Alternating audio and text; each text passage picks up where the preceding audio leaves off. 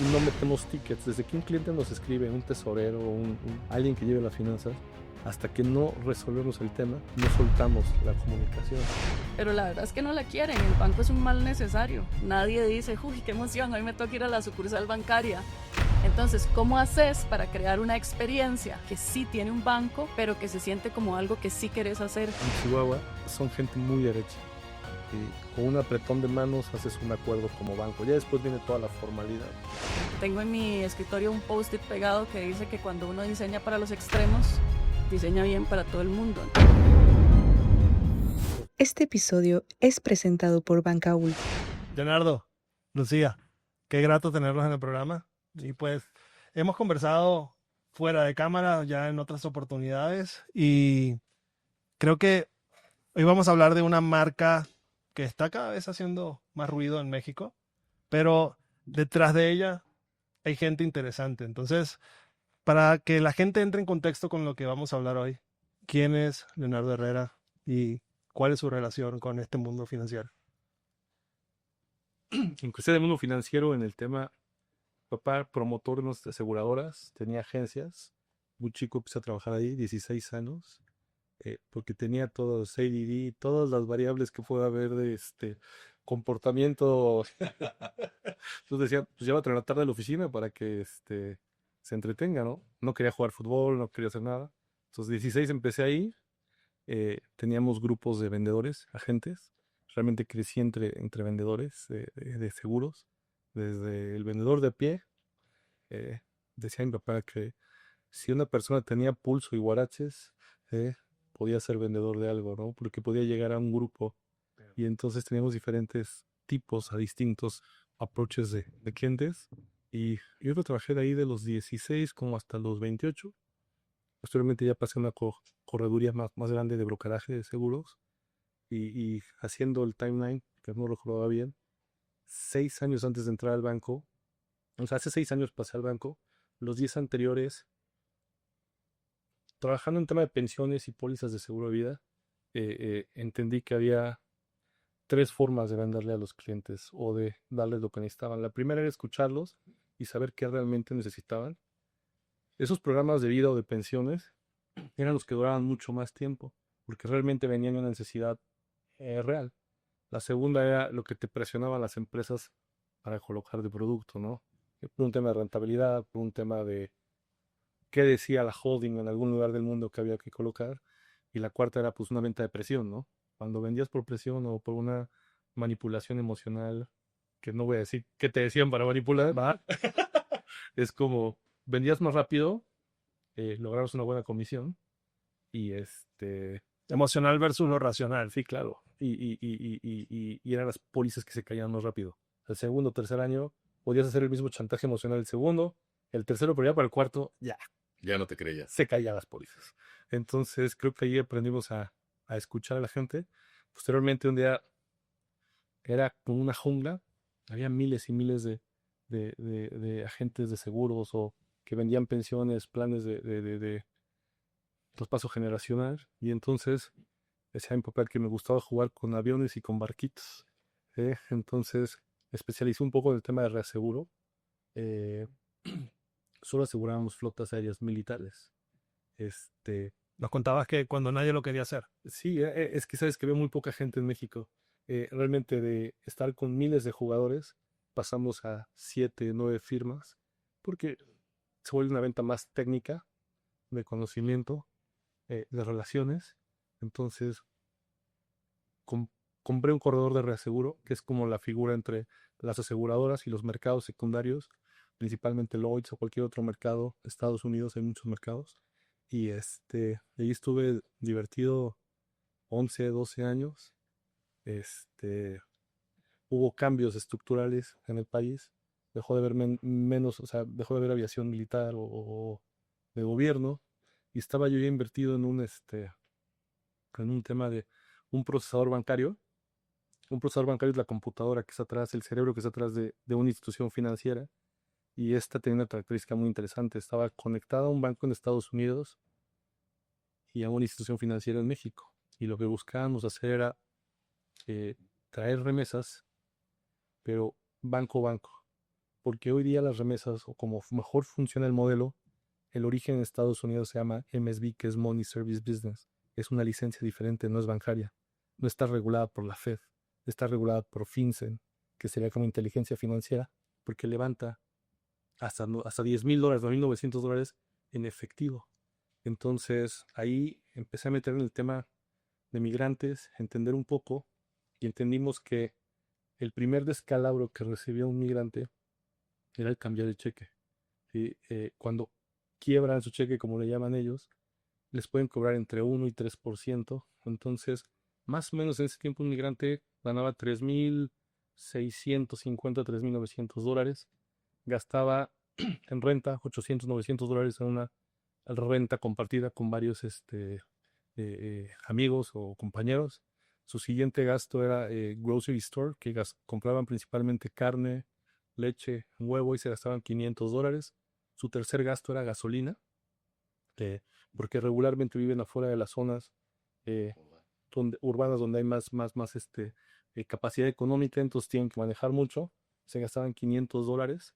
Y luego su siguiente gasto era un teléfono, un smartphone. Gastaban $180 al mes, porque ahí entendimos que es como ven crecer a sus hijos a través de un teléfono. Es como se conectan con su origen o como siguen conectados. Y el siguiente era diversión, conciertos, fiesta. Y entonces vimos cómo funcionaba todo eso, ¿sí? Exactamente. Y queríamos, creamos un producto porque sí estuvo funcionando. Creamos un producto que era una tarjeta bastante sencilla, era una Fully Flex Visa Mastercard tarjeta que emitía un banco de prepago en Estados Unidos, que lo podías recargar por ACH, que sería como un SPAY, o sea, el empleador, cuando creamos el producto, venía un talón donde ya venía la cadena, como una portabilidad de nómina, ¿sí? Porque independientemente de que tiene un estatus ilegal migratorio, pagan impuestos, entonces están registrados en el IRS, y entonces ahí firmaba, y el empleador en 15 días tenía que mover el payroll a esa tarjeta, bajaba una móvil app. La verdad es que la adopción en Estados Unidos es muy rápida. La otra forma de cargarla era vía redes. Había una que se llamaba NetSpend y había otra que tenía 350,000 puntos. Pero realmente el pago, lo que buscaban los empleadores era dejar de emitir cheques o imprimir cheques y que se fuera directo a un plástico. Y entendimos que en ese país, si tienes un teléfono, un smartphone y tienes una tarjeta con la que puedas hacer e-commerce o pagos, prácticamente estás casi viviendo en ese sistema, ¿no? Ahora ha cambiado un poco la cosa porque apretaron muy duro, pero con un teléfono y una tarjeta prácticamente podías hacer lo que fuera, ¿no? Eh, Fue muy aceptado allá, vía organizaciones migrantes, todo eso, pero el tema es que entendimos que en México, o aprendimos, porque el programa lo creamos de Estados Unidos hacia México, asociados con un banco y con una empresa americana. La adopción en México es diferente. Por ahí buscamos la frase en la mañana y la gente juega con su dinero diferente en este país. La adopción es muy complicada. La remesa urbana es diferente a la remesa en el interior del país. Encontramos que hay familias que han sido receptores de remesa por los últimos 40 años, por dos o casi tres generaciones. O sea, recibe la mamá, recibe la esposa que se quedó aquí y que hace 20 años no ve a su esposo, y reciben los hijos.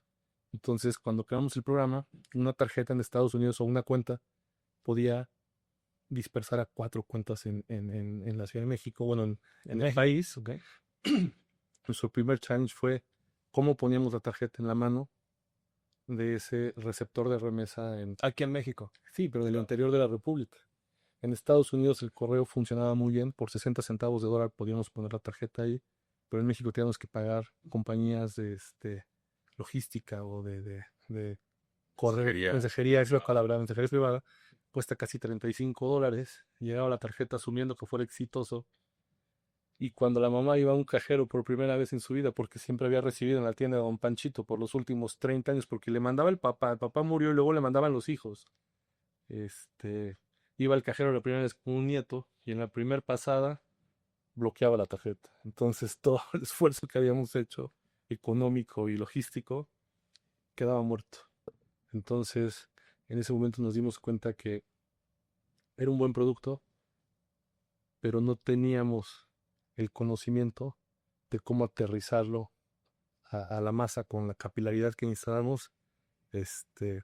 Para mi suerte, en el banco estamos ya en pláticas con Omni, una fintech que nació en Singapur, fundada por socios costarricenses.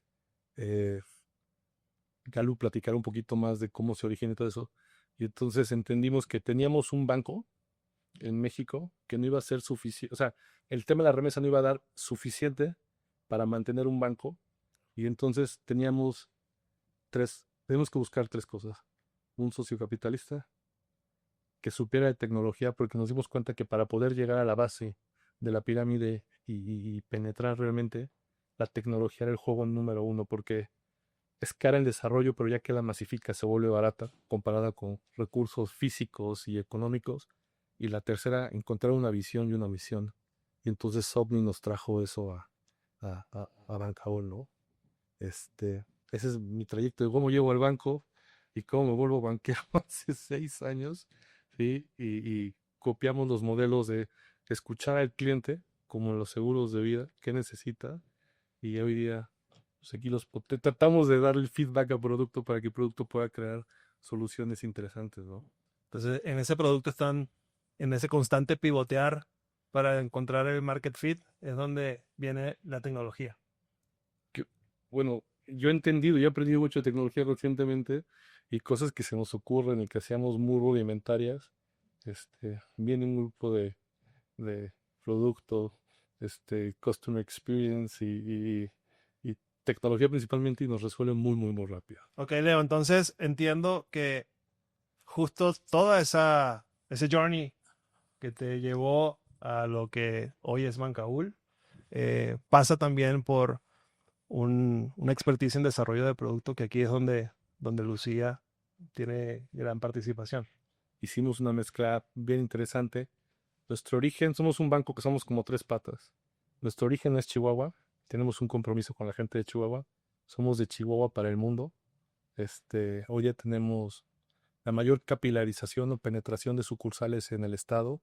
Es Bancaol. Tenemos una sucursal en Huachochi, arriba de Krill, que esa sucursal la podemos dejar abierta y nadie se la roba porque 600 kilómetros a la redonda no hay mucho de servicios financieros, ¿no?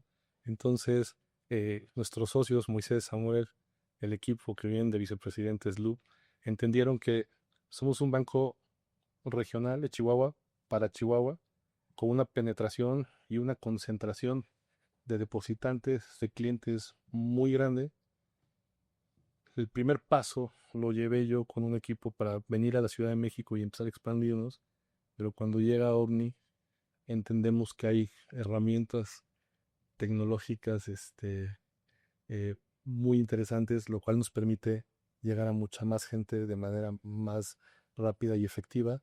Y hoy coexistimos de esa forma. Somos un banco digital, o nuestro futuro es digital, nuestro presente digital, pero nuestro origen no se nos olvida. Seguimos creando productos para agricultores. Tratamos de llevar esa parte novedosa de la banca, pero sin olvidar que nuestros agricultores, pensando en vacas y en granos, es nuestro origen, ¿no? Y ahí estamos muy bien metidos. Antes de llegar a ese market fit, ¿sí? No tenemos que presentar a Lu, porque Lu de hecho incluso no es de México. Entonces, Lu, ¿quién eres y qué haces en Bancaul? Gran pregunta. Bueno, Lucía Rodríguez de Costa Rica. Estoy en Grupo Omni desde el origen. Siempre, digamos, muy del lado de la construcción de producto. A pesar de que mi perfil, digamos, no es tecnológico, yo no estudié tecnología, no hice tecnología, yo vengo del palo de la comunicación y el mercadeo. Y cuando me pusieron a hacer producto, un poco dije, ¿pero por qué, verdad? Después con el trabajo entendí que el hecho de ser comunicadora hace que siempre esté pensando en la gente, en el usuario, en qué tengo que decir, cómo lo tengo que decir, en la necesidad, en cuál es la forma más sencilla de resolver esa necesidad. Entonces, pues lo técnico al final lo conseguís, lo encontrás, pero la visión de desarrollar tecnología empática y realmente pensando en personas no nace necesariamente de un ingeniero. Entonces, Definitivamente no viene el ingeniero, sí. Grupo Omni ha sido una escuela, digamos, en el sentido de que tecnología me tocó aprender. Hoy ya me siento bastante experta, digamos, pero no era mi origen. Pero sí tenía muy claro, sí me enamoré desde el día uno de la visión de Omni. Y a partir de ahí, si el reto para estar en la empresa era aprender a desarrollar productos y construir tecnología, pues le entrábamos al reto. Y un poco juego el papel de defensora de la visión, ¿verdad? Cuando uno se mete a una industria como la bancaria, pues es muy fácil desconcentrarse, hay mucho que hacer, hay mucho dinero, hay mucho negocio, hay mucha cosa, y es muy fácil que se te olvide la gente. Pero si nos mantenemos siempre pensando en que lo estamos haciendo personas para personas, de Chihuahua para el mundo, de Latinoamérica, migrantes, siempre con la necesidad de la persona primero, al final cuestionan muchas cosas que nadie nunca cuestiona. ¿Hace cuánto existe la industria bancaria y cuánto ha cambiado? Claro. Entonces ahí es donde empezamos a hacer fit con lo que ellos traían y nosotros traíamos para tomar un banco regional, como decía Leo, y convertirlo en una empresa tecnológica, que el sueño es que algún día sea global, ¿verdad? Pues Dios quiera. Al final la tecnología eso es lo que hace, borrar fronteras. Alguien me comentó que eres obsesiva con la experiencia de usuario. No voy a decir quién fue, pero definitivamente vas mucho a ese uso de la experiencia bancaria, que también es una innovación que están proponiendo ustedes. De forma muy discreta, porque en el mercado se escuchan otros tipos de ofertas desde el mundo digital, pero tuve la oportunidad de ver lo que hace Bancabull y realmente es extraordinario, porque son cada vez menos clics que uno tiene que hacer para llegar a lo que realmente necesita hacer. Entonces, ¿cómo puedes llevar a buen resguardo una idea donde no tienes un referente y lo que estás es innovando constantemente? Porque incluso no solamente es la banca, es también la gente, como lo decías tú, esa persona que de alguna manera estaba acostumbrada a recibir un cheque y le pusiste una tarjeta y te trancó, te bloqueaba la tarjeta. ¿Cómo es ese journey con el usuario donde Bancabull puede de alguna manera marcar una diferencia con respecto a la competencia? Bien brifiada estaba. me, me obsesiona diseñar con empatía. Si pensamos en la banca, si pensamos en un banco, hay dos tipos de personas. Los que le tienen miedo y no la quieren y mejor guardo mis billetes debajo de la almohada, o los que la tienen, pues porque los billetes debajo de la almohada no son sostenibles, pero la verdad es que no la quieren. El banco es un mal necesario. Nadie dice, uy, qué emoción, hoy me toca ir a la sucursal bancaria, o voy a llamar al banco para... Eso no existe. Entonces, ¿cómo haces para crear una experiencia que sí tiene un banco, pero que se siente como algo que sí querés hacer, que es sencillo, que es, otra vez, empático? Es la palabra que más uso y con la que más vuelvo loca al equipo, ¿verdad? Si sabes que lo peor que te puede pasar es que un banco te empiece a llamar para venderte un producto, entonces, ¿por qué lo vas a hacer si cuando te lo hacen a vos te cae mal?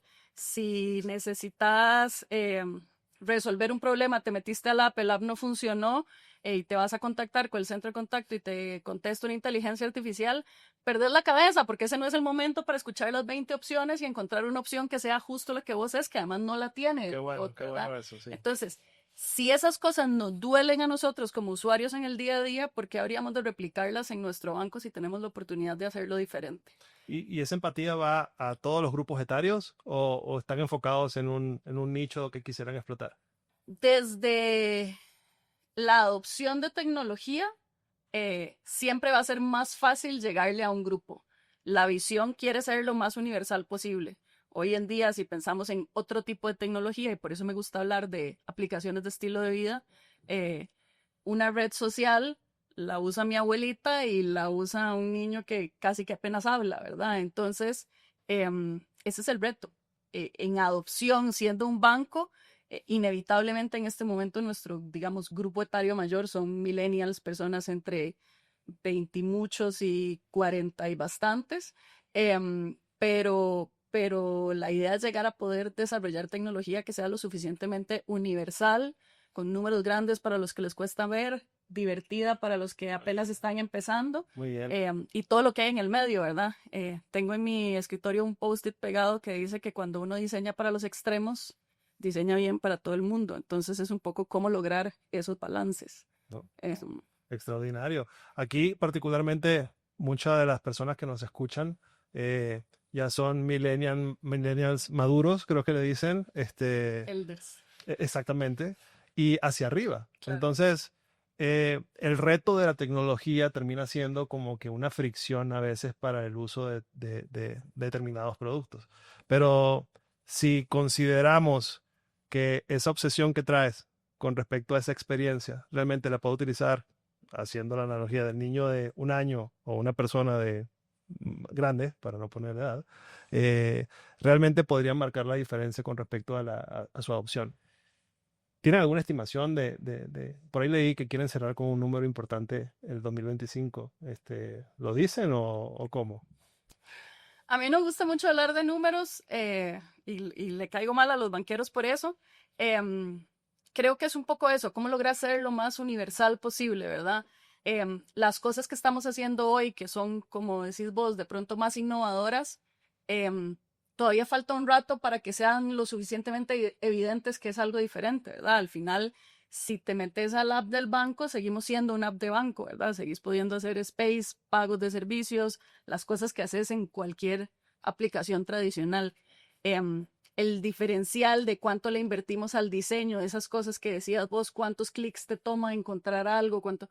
No es algo que cuando te metes a una app de banco estás buscando ni decís, no, mira, es más fácil en esta que en esta, o es más corto el recorrido aquí y allá.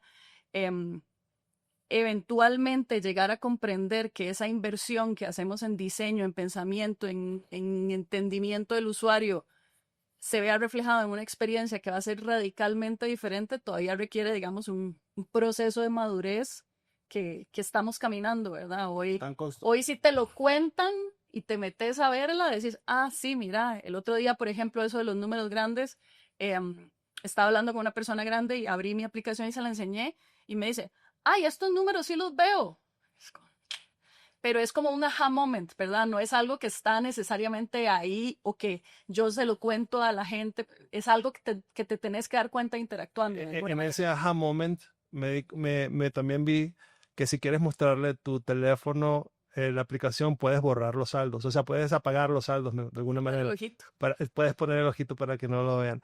La gente que nos está escuchando, para poder entrar en contexto, Bancool tiene agencias. Si yo quiero abrir una cuenta en Bancool, ¿a dónde tengo que ir? ¿Llamo a Leo? A una agencia, tienes que ir a una agencia, no se dice agencias, es decir, en mi país sí. ahora sucursal, ¿qué término usaste tú hace ratito? Centro de negocios. Centro de negocios. Pero no tiene que ser ninguna de esas, tiene que ir a un App Store. Así, o sea, la bajo desde Apple o desde Google y desde allí ya empieza mi experiencia. ¿Cómo abro una cuenta? ¿Qué servicios ofrece Bancaol? ¿Qué trae Bancaol? Además de la banca digital, que yo uso Bancaol, mi cuenta personal la tengo en Bancaol y de verdad yo estoy encantado con Bancaol a nivel digital y a nivel de aplicación. Se me hace lo más simple, lo más fácil de leer, muy divertida la interacción entre el usuario y la app y todo queda de maravilla. Pero además de eso, ¿qué más hay? Agencias, como dice Miguel, o centros de negocios, como dices tú, o nada más todo es digital. ¿Cuál es la tirada de Bancaol? Ha ido mutando, cambiando. Inicialmente, cuando llegamos al banco y empezamos con Bancaol, teníamos 24 sucursales en Chihuahua. Entonces, no me voy muy técnico porque no quiero aburrir a la gente. Descubrimos que teníamos una alta concentración de depósitos y empezamos a jugar con factores que nunca nos hubiéramos imaginado. Si en Chihuahua llovía, nuestros 2 siguientes años iban a ser años de bonanza, porque la gente, el ciclo de siembras, de producción, se abría en ciertos porcentajes, que había sido aprender de todo. Y si no había agua, esos ciclos se ajustan. Si tienes 10 hectáreas puedes hacer 3, no 10. Y entonces entendimos que la gente, los valientes decimos, en Chihuahua, son gente muy derecha. ¿Sí? Con un apretón de manos haces un acuerdo como banco. Ya después viene toda la formalidad. Pero si no había agua, pues vas a un tema de supervivencia, ¿no?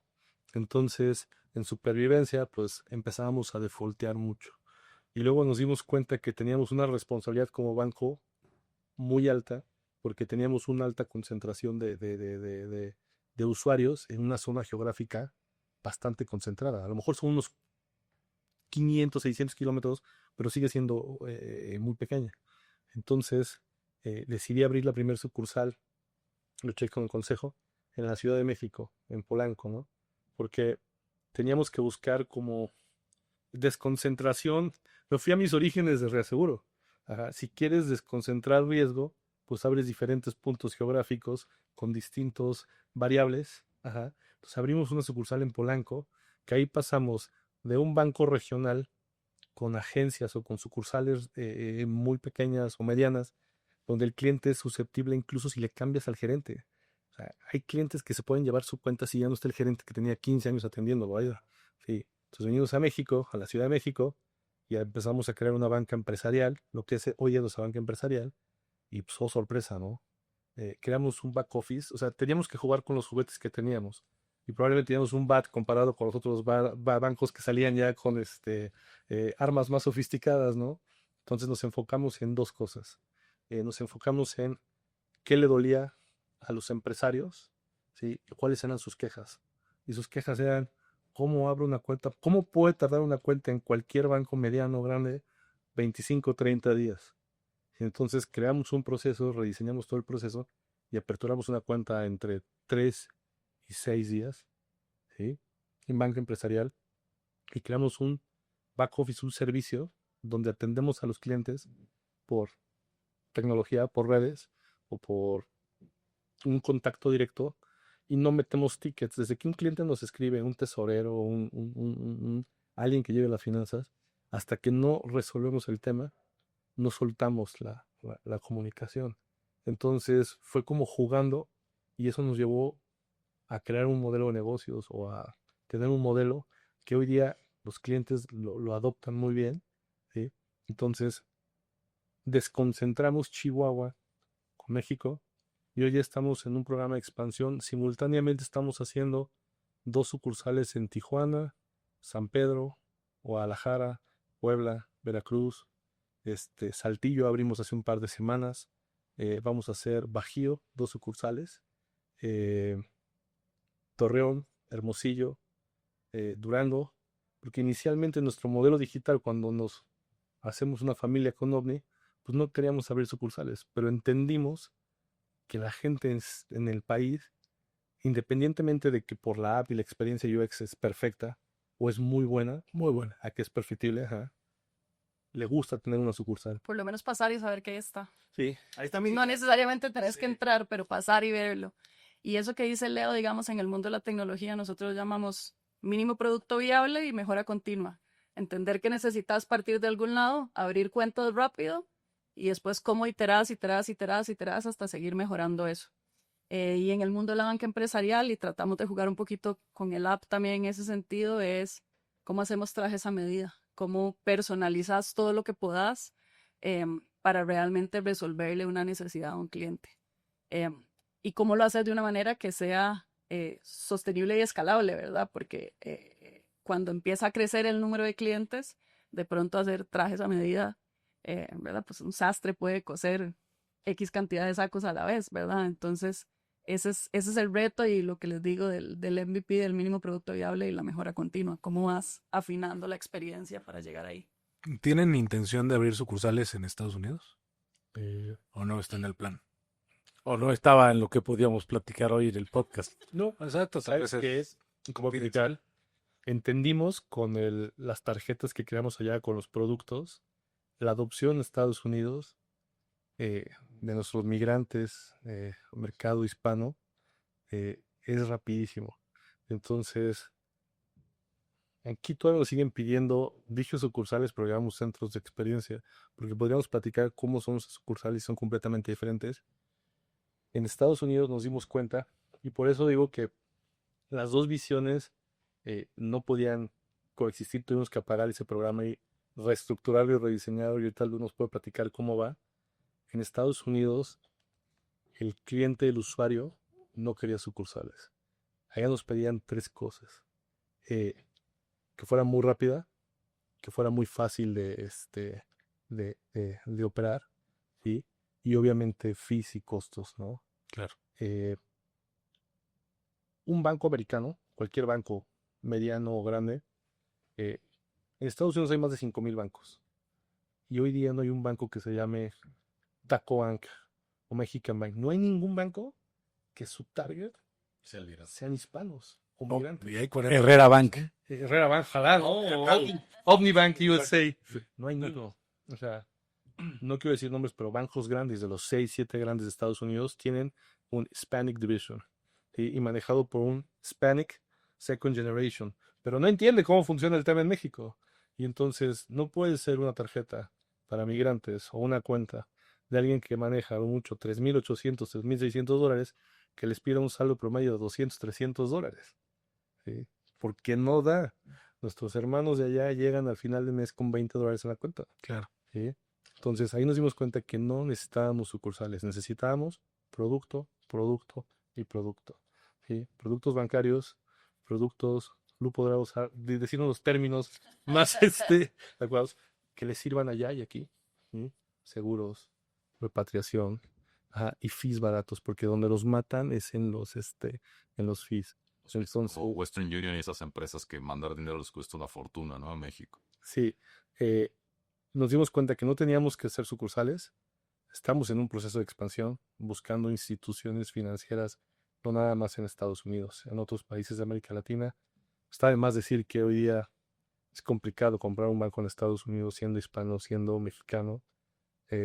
Hemos intentado varias veces y directamente hemos sido baneados, o sea, no nos dejan comprar un banco allá, pero hemos entendido cómo dar un poco la vuelta del Bank as a Service allá y sí llevar servicios. Estamos por lanzar nuestros primeros productos allá. Pero tenemos que tener una app que aquí luego nos puede decir todos los servicios que tenemos para pagos de remesas y varias cosas. Hay que jugar mucho con regulación. Muchas veces entendí, yo no lo entendía, que los sites de los bancos no son bonitos porque se requiere tanta estructuración y solidez en la programación atrás, que es más el backend que el frontend, porque el backend es donde está toda la parte dura de cómo hacer conexiones, APIs, host to host. De seguridad también. Es el tema, claro. cómo ser seguros. La cantidad de ataques que recibimos diario es brutal en la banca en México y en cualquier lugar del mundo. Pero no, concreto la pregunta, no estamos pensando tener sucursales porque la adopción de la tecnología es mucho más rápido, mucho más fácil. Qué bueno que no olvidan a nuestros migrantes, que es importante. Queremos hacer una red pero mundial. Entonces, el reto, digamos, en Estados Unidos no es tecnológico, porque todo jala, como dicen aquí en México. El reto en México tampoco es tecnológico, es cultural. Es adopción, ¿sí? Y Omni es muy bueno para hacer adopción rápida. Tiene varios Es definitivamente cultural. Si hablo, digamos, desde la experiencia y me salgo un poco como de la hablada corporativa, digamos, cuando vinimos a México, como persona de país chiquito, me imaginé, además están cerca de Estados Unidos, esto va a ser súper primer mundo, ¿verdad? Es un país grande, Y no. y oh sorpresa, más bien entendí que a pesar de que la industria bancaria estamos en la industria de la confianza, para vos elegir un banco tenés que confiar ahí porque vas a poner todo lo que tenés, digamos, a nivel de recursos, tu trabajo. La gran mayoría de los mexicanos eligen no hacerlo por desconfianza. Entonces es absolutamente cultural. Nosotros aquí siempre decimos que nuestro mayor competidor no es un banco u otro, nuestro mayor competidor es el efectivo. Porque ¿cómo haces para convencer a las personas que prefieren tener su dinero debajo del colchón para decirles que es mejor idea tenerlo acá? Entonces sí, en definitiva es cultural. Y Luis, ¿a qué le tienen miedo? ¿Cuál es el prejuicio más relevante? ¿Es el miedo a que le quiten el dinero? ¿Los fees que cobran? ¿Qué realmente es ese Choque cultural. choque exactamente que hace que personas no quieran ir a la banca? Yo creo que hay muchos, en definitiva eso. ¿Cuánto me van a cobrar? ¿Cuánto me va a costar? ¿Qué pasa si se me bloqueó? ¿Qué pasa si algo pasa, verdad? ¿Qué pasa si hay una crisis? Las noticias. Pero sobre todo, y si me llevan acá, después ya dura 3 horas el podcast, es un tema de educación. no existe, no hablemos de México, del mundo, pero bueno, de México, y me contarán ustedes, educación financiera. Toda la educación financiera que existe en el planeta Tierra fue hecha por financieros. Entonces, desde ahí ya es discriminatoria, porque si vos, como nosotros, no somos financieros, no entendés. Estamos fuera de la jugada. Si la primera lección de un programa de educación financiera te habla de ahorro y dijimos que la mayoría de las personas acá vive al mes y no le alcanza y tiene que pedir un adelanto de nómina y tal, entonces si yo vengo y te hablo de ahorro, me van a dejar de escuchar porque yo no puedo ahorrar, entonces eso no es para mí. Entonces, si no hay educación financiera, ¿por qué vos habrías de entender que esta puede ser una mejor opción para vos? No, todo lo contrario, no es para mí. Esta gente, tras de que me cuesta ganarme la plata, me va a cobrar cada vez que respiro o me quedo sin plata, que es mi realidad. Y si paso del saldo mínimo, pues también me van a cobrar. Entonces ya ni siquiera es que va a tener la cuenta en ceros, voy a tener la cuenta en rojos, exacto. Entonces es un tema cultural y otra vez, para mí es un tema de poca empatía. Y ahí, por eso les digo, yo creo que para que realmente podamos tener ese impacto de que se vea que estamos pensando, que estamos cuestionando, que estamos tratando de construir la banca desde un lugar diferente, va a tomar tiempo porque tampoco es sencillo, ¿verdad?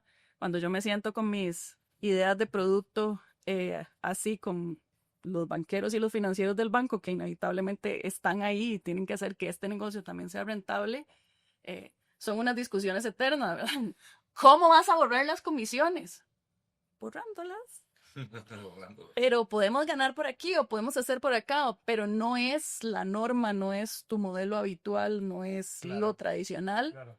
Y ahí es un poco donde está el reto, ¿verdad? Oye, Luke, hace rato quedó inconclusa una pregunta que por ahí no sé si hiciste, me hizo Miguel o alguien. Tú decías, Leo, que están en el tema en donde como una de sus armas competitivas puedes abrir una cuenta quizá en una semana, cuestiones así. Y luego dijiste tú que con tener la aplicación la puedes abrir y puede estar lista. O sea, ya no necesitas ningún tipo de presencia física o envío de documentos originales o ese tipo de cosas. Ya todo puede ser digital y en ese tiempo. Es diferente si es para personas y si es para empresas. Okay. Si es para personas, efectivamente, todo sucede en la app en menos de 3 minutos.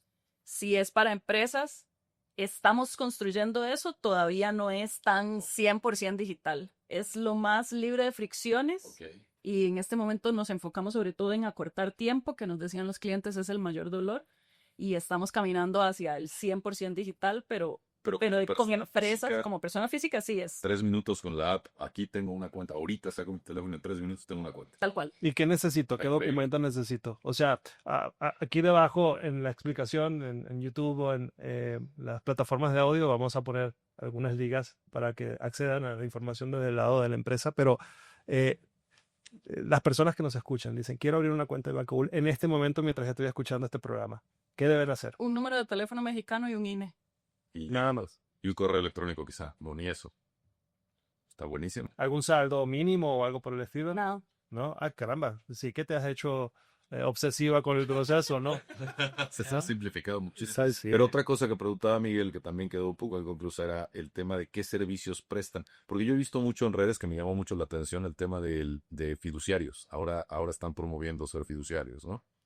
O es lo que me toca ver quizá por el algoritmo. A mí me tocó también la misma. Sí, de hecho, ya hablamos con ellas también en alguna oportunidad. Es porque es un poquito, estamos estrenando. Un poco lo que les contaba, ¿verdad? Aquí es mejora continua. Entonces empezamos con The Basics, que era un poco lo que había, y poco a poco vamos desarrollando y vamos abriendo mercado en diferentes frentes.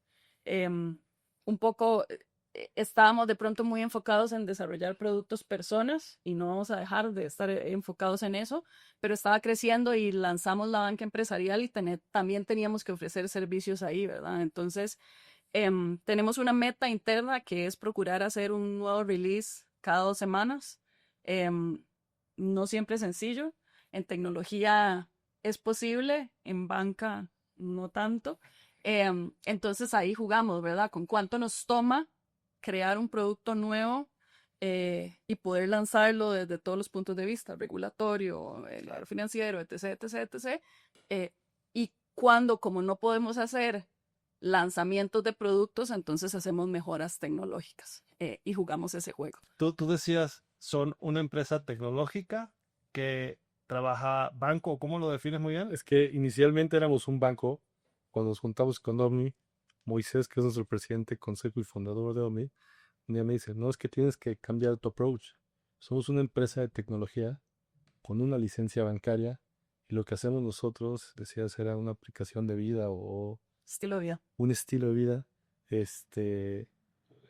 Pero vamos, vaya, coexistimos hoy día, lo que preguntabas, hoy día podemos hacer un onboarding de cuentas nivel 1, nivel 2, que tiene ciertos límites en saldos, pero puedes aperturar muy rápido. Parte de la experiencia que Omni tiene y lo que vimos cuando empezamos con los programas de migrantes es, si tenías la atención de un migrante afuera de un supermercado, tenías 3 a 7 minutos y qué identificación traes para que en ese momento hagas un onboarding, vayas a listas, toda la magia que sucede atrás que poca gente entiende y el señor se fuera con una tarjeta digital en 7, 10 minutos y que 2 días después le llegue una tarjeta física. Entonces hoy día no ni hemos logrado en Bancaol hacer un onboarding de cuentas nivel 1, nivel 2 muy muy rápido, que cuando brincas a nivel 3, nivel 4 tenemos ciertos retos regulatorios, diría yo, ¿sí? Cómo tienes que poner el pie, Leo, huella digital, biométricos, y en banca empresarial nos dimos cuenta, como banco mediano, pequeño, inicialmente hemos crecido cualquier cantidad en calificaciones y en capitalización y tamaño, que no teníamos que ver a los bancos grandes, sino teníamos que ver quiénes eran los que más crecían en este país hace 5 años, hace 4 años. Las fintechs, pasarelas de pagos, y qué buscaba la gente, qué buscaba un tesorero en banca empresarial, hacer pagos rápidos, ¿sí? Que pudieras hacer un layout de nómina y poder tirar N mil cosas. Entonces empezamos a copiarle o empezamos a ver qué le dolía no copiar a nuestros competidores y nos dimos cuenta que esas dos cosas eran un diferenciador brutal. Apertura de cuentas de banca empresarial en 5 días. Sí, es una. O sea, hoy ya los bancos tardan 18 días, 25 días. O meses. O meses. Y si eres En ocasiones. no estoy hablando de un casino, o sea, una constructora. Sí. ¿Sí? No, es una empresa de No un que giro, tienes- claro. Sí, no, giro Sí. riesgoso que llaman.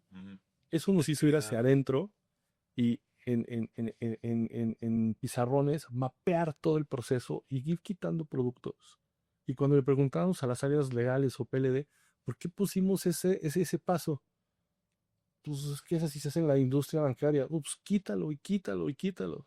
Y vivimos hoy en un híbrido de mucha tecnología, pero tenemos, no sé, la parte jurídica, por ejemplo, todavía tenemos temas de inteligencia artificial, que podíamos leer una acta constitutiva en 2 minutos. Hemos visto una herramienta que podía leer millones de datos en 5 segundos.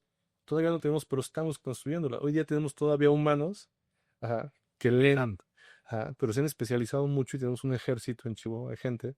Entonces podemos tener un dictamen de una empresa en 2 horas, cuando un banco tradicional puede tardar 8 o 12 días. Y así le eche todas las ganas del mundo tu director regional, pues a lo mejor la corta 3 días. Eso nos ha ayudado a abrir cientos de cuentas semanales, lo cual se refleja en saldos, transaccionalidad, confianza. Y luego viene un back office, que no nada más es back office o un servicio de apoyo, es como seguir revendiendo el servicio. Ajá. Cada vez que un tesorero habla, oye, se me bloqueó mi usuario, en 2 minutos tiene destrabado el usuario. No está hablando ni con un bot, no tuviste que teclear 250 números o estar 20 minutos en la banca. Te lo resuelven por un WhatsApp en 3 minutos. ¿Sí? Eso nos ayuda a que los clientes no se vayan. Y pasamos de ser, tienen un banco muy, muy grande y un banco mediano, pero la operación diaria en banca empresarial lo hacen por nuestro banco. Claro. ¿Sí? Y vamos ganando un poquito. No, y se ayuda además al país, se ayuda al comercio, se ayuda a que esto se siga moviendo, ¿no? Es buenísima esta solución.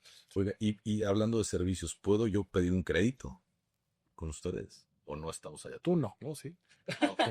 A lo mejor. Bueno, Puede ser. tuvimos un problema bueno y malo. Cuando empezamos con el banco, lo que queríamos era fortalecer calificaciones, ratings, capitalización. Y algún momento en que tenemos un happy program a principios, a mediados del año pasado, el regulador nos dijo eso. Tienen que empezar a prestar dinero porque se están volviendo ociosos. Pues queríamos acumular. Tenemos como 3 o 4 diferentes verticales o visiones para préstamo. En Chihuahua mantuvimos una parte regional, una parte agro. Tenemos productos específicos para agro en banca empresarial. No tenemos muchas ballenas. Lo que hemos buscado es ir a las pymes, ¿sí? 5, 10, 15, 20 millones. Estamos creando o construyendo las oficinas de soporte para poder ir a Bajío y atender a nuestros queridos zapateros o gente que trabaja con la piel. Buenísimo. Ahí, sin embargo, en Chihuahua, Sinaloa, tenemos agro, una especialización para agro. Estamos creando algunos programas especiales en ciertos nichos de negocio que nos gustan, como hidrocarburos, ¿sí? Me gustaría que les platicaras un poquito de OmniGas, ese producto. Es especial para dueños de gasolinerías o para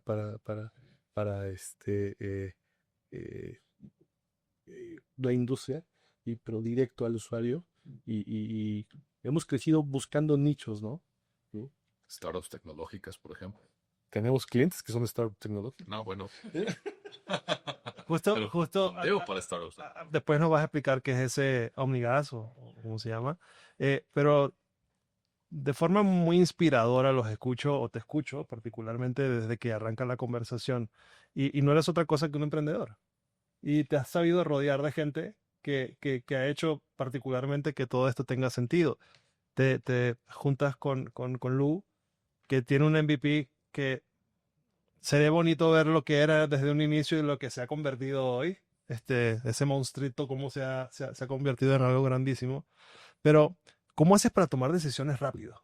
Porque justo eso creo que es lo que están haciendo ustedes que los hace totalmente diferentes. O sea, ese cambio de timón rápido precisamente no es por aquí, es por acá, que les permita mantener la idea y no solamente ir al mismo lugar, sino abrir otros frentes. ¿Cómo lo hacen? En las empresas de tecnología se llama eso, ¿verdad? Tenés que tener la capacidad de pivotear, de cambiar, de fail fast, ¿verdad? Si te vas a equivocar, equivocarte rápido para dar vuelta y seguir por otro lado. Y a nivel filosófico, digamos, nosotros tenemos unos principios de diseño que al final transformamos en parte de nuestra visión, que son simple, transparente y digital. Y por lo menos personalmente, yo cualquier decisión que tenga que tomar, la paso por esos 3. El digital, un poco lo que decíamos, ¿verdad? Pues toma tiempo construir, y entonces algunas veces doy la licencia de que no sea digital, pero si falla en simple o si falla en transparente, no pasa.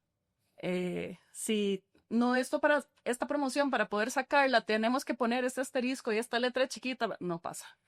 Si esto tiene demasiados clics o es demasiado complicado, o explicarle a una persona de la calle que tiene que hacer y volver y la tasa y el pasivo no pasa.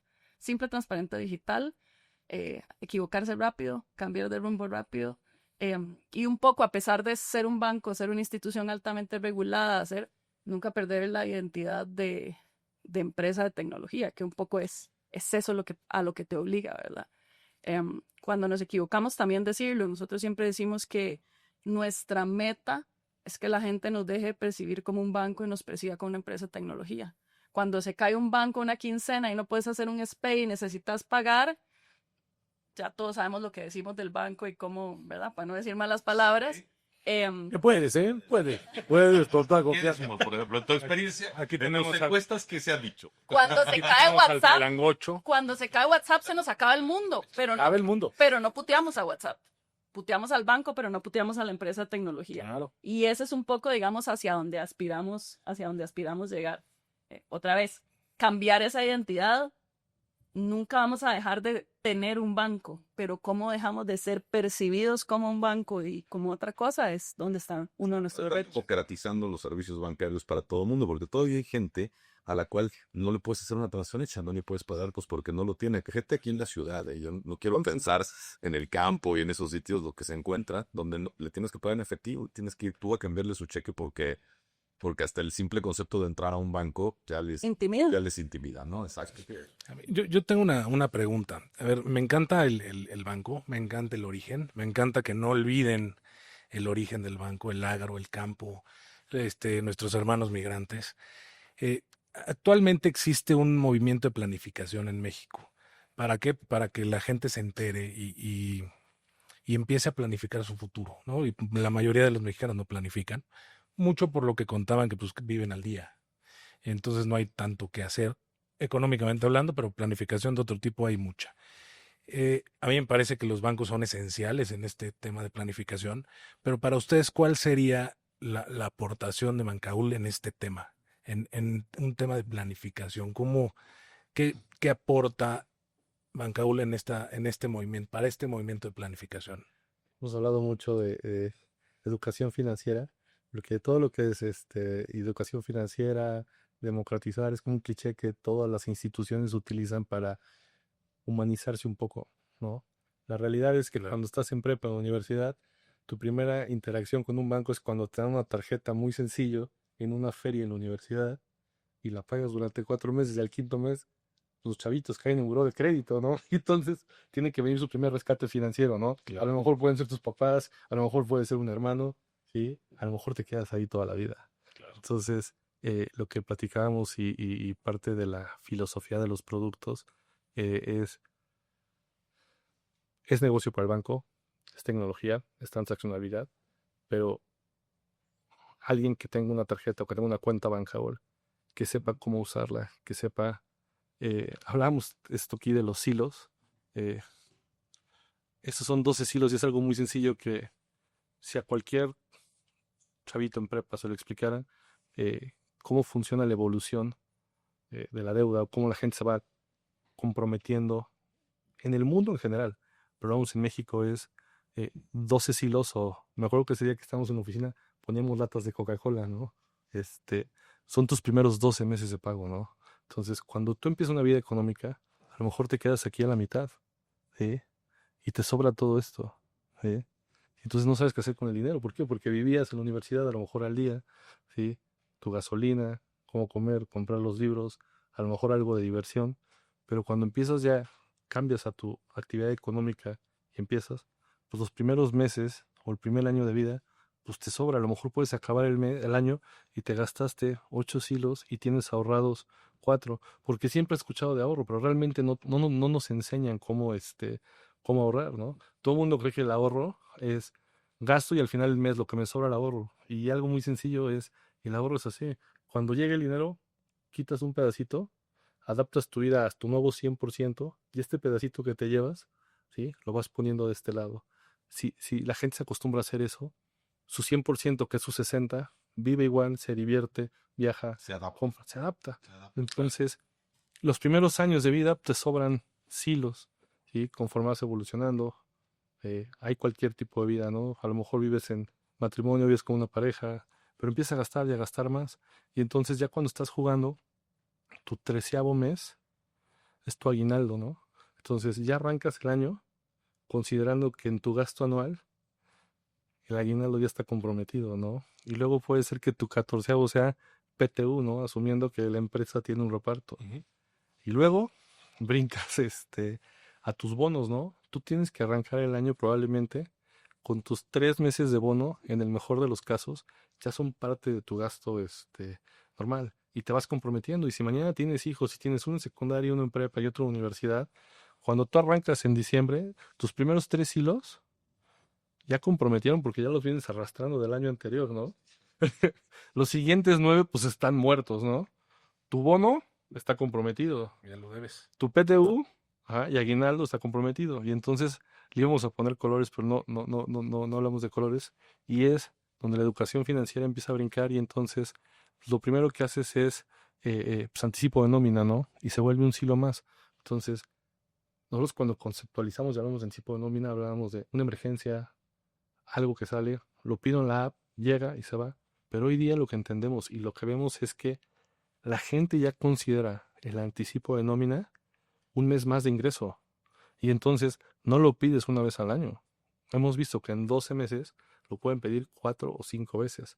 No, bueno. Para las instituciones bancarias eso es muy rentable porque es fast cash y ni siquiera preguntan qué tasa, Nada. qué fees es. lo aplicas ahorita, lo bajas. Que me urge. Necesitaríamos un podcast completo de educación financiera. Que Completo. sería buenísimo. Sí, Es pura educación financiera. Pero temporadas eternas. Sí, exacto, exacto. Pero son necesarias precisamente Claro, por lo que totalmente. estamos hablando. Porque nadie habla de eso, nadie te lo enseña. Hoy día podríamos ponerle un porcentaje de la bancarización en México o eso es un número que no se conoce. Porcentaje de bancarización. Ya. Es menos de la mitad. Wow. La mayoría de los mexicanos no está bancarizado. La mayoría. Los bancarizados son 40 y tantos %. No crece. O crece porque hay un número, digamos, se pone una meta de apertura de cuentas, pero apertura de cuentas que no se utilizan. Entonces, Pero el sistema está cómodo así. Te voy a dar un ejemplo y no voy a poner la marca porque no, Moisés me diría, di la marca. Dila. Pero voy a decir, Por favor. pero voy a decir otra cosa. Nada más para terminar el silo. El dark side es cuando entras a tarjetas de crédito. Las familias mexicanas hoy día viven financiado por tarjetas de crédito. Que la gente cree que una tarjeta de crédito es dinero que te están dando y no es dinero que te están dando, es dinero que vas a deber. Es lo más complicado del mundo. Y lo que veíamos el otro día, platicábamos de crecimiento financiero o de penetración. Hay una tarjeta de crédito que un día me acuerdo estaba en Tuxtla Gutiérrez o en Tapachula haciendo un scouting porque vamos a abrir unas sucursales. Y entonces me dice, saque la tarjeta esa, la moradita. ¿Por qué? Porque aunque estás en buró de crédito, te la dan. Entonces, ahí habla de un primer principio, o sea, las primeras líneas de defensa de una institución financiera es, pues es buró de crédito, no te va a dar no te va a dar una tarjeta de crédito si has demostrado, está en buró de crédito. Y entonces, ¿qué hacen instituciones financieras? Están dando tarjetas de crédito a personas que están en buró de crédito. Que eso me imagino que responde a un cálculo actuarial de que saben que muchos no les van a pagar, pero con los monstruosos intereses que cobran, igual gana. el negocio les sale. Tú lo dijiste. El banquero promedio te dice la tarjeta de crédito es una excelente herramienta de lealtad. Claro, ahí los Esclavitud.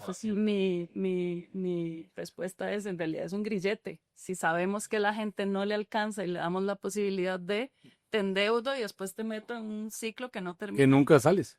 Porque un poco lo que decía Leo, eso, como no te acostumbras a vivir con el pedacito para poder ahorrar, sino que te acostumbras a vivir con el demás para deber eternamente. Claro. Y el móvil que los lleva a seguir gastando, me imagino que es el deseo de comprar más y comprar más y comprar más. Entonces, por eso, porque también sería un juego peligroso el de repente, pues sí, todas tus estadísticas están bien padres, pero te dejan de pagar todos. ¿Y qué haces? No, hoy ¿Cóbrales? hoy leí en la mañana, bueno, hablábamos de esta tarjeta porque un día analizamos el modelo y era de cada 3 clientes, uno se volvió un buen cliente, el segundo estaba 50-50 y el tercero era defaulteado, o sea, defaulteaba técnicamente desde el inicio, porque tú decías, no sé, adquirir un cliente o tener un cliente nuevo me va a costar a lo mejor $1,000, ¿no? Y entonces es el onboarding, toda la parte, la primera línea de crédito ya está calculada en el costo de traer un nuevo cliente, ¿sí? Y entonces cuando tú, a lo mejor eres una fintech que te vas a volver banco, o Sofip que estás volviendo banco, y traes atrás un fondo que es burning cash, y que estás buscando transaccionabilidad, porque hay modelos que ya no están en base en EBITDA o cuántos usuarios, es cuánto transaccionas y cuántos usuarios. Y entonces hace 5 o 6 años había fondos en el mundo que estaban quemando dinero, y entonces las instituciones financieras se mueven en pérdida. Técnicamente están en pérdida porque pierden cada año, pero atrás tienes un fondo, tienes a alguien que te está fondeando. Ajá. ¿Qué quieres hacer? Quieres crecer en base de números de usuarios. Y a lo mejor no sabemos cómo funcionan esos modelos macro, ¿sí? Pero hoy ya lo hemos visto. O sea, la tarjeta de crédito, ¿por qué todos los bancos se quieren venir a México? ¿Por qué todos quieren venir a abrir un banco en México? Si la base bancarizada sigue siendo probablemente la misma en los últimos 10 años. Y es porque una baja regulación en fees, hay muchos fees, ¿sí? Y puedes cobrar lo que sea. Y estamos hablando de banca formal. Nosotros como banco tenemos que dar una cantidad de reportes y reportarle a 20 autoridades diferentes, pero puedes brincar a otros niveles, puedes brincar a Sofipos, Sofones, y ya no digo casas de empeño, ¿sí? Ya no digo general lending, la gente que presta dinero puede cobrar 120, 130 anual. Wow. Y siempre hay alguien que va a tomar ese dinero, ¿sí? Ahí tienen los valores, ¿no? ¿Por necesidad o por necesidad? Oye, de verdad, También, yo siempre lo decía, preguntarle a una persona, no hablemos de la base de la pirámide, preguntarle a un colega tuyo que te explique técnicamente qué significan los intereses y la tasa y la realidad es que la mayoría de las personas cuando pedimos un crédito entendemos plazo y entendemos cuota. ¿Cuánto tengo que pagar ese mes? Porque estoy presupuestando mi mes, pero no estoy entendiendo qué significa una tasa y cuánto significa eso que voy a pagar al final. Entonces, a partir de ahí, exacto, en México es absolutamente legal cobrar unas tasas inmensas y la gente tiene necesidad del crédito. Entonces, ¿cómo haces para balancear eso? oye, tenemos que hacer un podcast completo de educación financiera, de verdad, y de explicarle a la gente qué significa el CAT, qué significa el EBITDA, qué significan los hilos, porque la gente está pensando los hilos, pues ¿cuáles hilos? Los hilos. Tejer de la abuelita. Exacto, de cajero de la abuelita o de así se les dice como una especie de bodeguitas o de almacenes en donde vas acumulando cosas. Pero de verdad, un podcast completo deberíamos dedicar a esto. La gente no sabe, y lo que decías tú, el que no es financiero no tiene educación financiera, entonces todos los demás, ¿dónde quedamos? Nadie sabe qué hacer. Señor, usted va a pagar, por 100,000 pesos va a pagar 3,000 al mes. Dice, pues es todo lo que me tengo que preocupar. 3,000 al mes el resto de su vida, mientras yo le presté a los 100,000 pesos. Es interesantísimo y la gente no sabe. Y no hay espacios en donde se platiquen de este tipo de cosas. Entonces, si nos hacen el favor, de verdad, porque además es enriquecedora su participación por conocimiento y por todo, encantado de tenerlos aquí otra vez. Ya cerrando un poco, el mensaje de un banquero que se siente de veras muy, muy, muy aquí de nosotros. Pues a veces tú ves a un banquero y lo ves como que muy arriba, ¿no? ¿Cuál es el mensaje para México per se? ¿Sí? O mejor, te hago una pregunta antes. Si tuvieras que montar tu experiencia nuevamente, ¿escogerías otro país o volverías a México? No, definitivamente volveré a México. Cuando conocí a Moisés, socio y presidente del consejo, y luego a Sam, su hermano Yalú, me decía, es que ellos crecieron en Asia, muchos años vivieron en Asia, luego vienen a Costa Rica y cuando llegan a México, decía, es que ustedes se quejan todo el tiempo, ustedes mexicanos aquí, empresarios, y no ven lo que tienen, o sea, una necesidad de producto, de soluciones diferentes, de democratizar soluciones, y como que empezaron a cambiar mi chip y empecé a ver de qué afortunados somos con el país que tenemos, ¿no? A pesar de todo lo que pasa aquí, ¿sí? Seguimos viviendo, ¿no? Entonces, cuando creamos productos y queremos penetrar a más usuarios para que puedan tener servicios financieros, que puedan tener, yo digo silos, pero en nuestra aplicación usamos cofres, y separamos los cofrecitos, ¿no? Y entonces, simplemente que una persona que nunca ha entendido cómo funciona un banco pueda separar de su cuenta y meter un cofrecito, y ese cofrecito a 90 días le refleja aquí, pero en números muy sencillos, con 10 pesos o con 1,000 pesos o con X, vas a ganar tanto, pues ya lo estás llevando a otro nivel de educación financiera. Sin que se dé cuenta siquiera. Claro, sin que se dé cuenta. Y con la tecnología y con OVNI salen ideas muy sencillas y luego las vemos en producto y decimos, ¿cómo lo pueden hacer tan bien, no? Y eso nos puede llevar, porque lo puedes llevar a cualquier país, ¿no? Y hoy hablamos de la remesa en México, pero hay corredores de remesa en todo el mundo, ¿no? Tienes la costa este de Estados Unidos, la República Dominicana, luego tienes Guatemala, el segundo receptor de remesas. Venezuela. ¿Sí? Tienes un corredor, y ese tema, por ejemplo, Venezuela es complicado. Tienes un corredor entre Costa Rica y Nicaragua, luego, ¿quieres poner un peso o un bolívar? Bolívar. ¿Quieres poner un bolívar en Costa Rica hoy día desde cualquier país? Es imposible. Claro. Es complicado. Sí. ¿Por qué? Porque no hay soluciones de tecnología. ¿Sí? Un mensaje para los mexicanos que hoy los escuchan y aún no tienen una cuenta bancaria. ¿Qué le recomendarías o cómo les llevarían a ese paso para que lo hagan sencillo? ¿A dónde tendrían que ir? Por ejemplo, supongamos que estamos ofreciendo Bancaul. ¿Cómo lo encontrarían? Yo siempre digo eso, que para mí el mensaje es que nos prueben y que nos reten. el botón más grande, el único de color y el que está presente en todas las pantallas de nuestra aplicación es WhatsApp. Porque justamente eso es lo que queremos. Si queremos hacer producto empático, a mí me alimenta que me critiquen el producto, porque cada crítica es una mejora. Entonces, al final, un poco la invitación es esa, ¿verdad? Descárguennos, úsennos, pruébennos, sepan que las cosas que generan resistencia a la banca no las tenemos, no cobramos fees, no cobramos comisiones. Empiecen con un poquito y dennos retroalimentación, dennos feedback y igual si algún día se van tampoco pasa nada, pero en nuestra experiencia la gente que entra no se va. Muy bien. Entonces, creo que es un poco eso, póngannos a prueba y si hay algo que no les gusta, por favor díganos que definitivamente vamos a poner atención. ¿Algún lugar donde puedan conseguir más información? ¿Tienen alguna web o algo? Sí, para mí igual, un poco desde esta lógica que hablábamos de la educación financiera, la gente aprende haciendo. Entonces, sí, hay una web, bancaol.com. ¿Cómo se escribe Bancaol? bankaol.com. Me sentí en el spelling bee.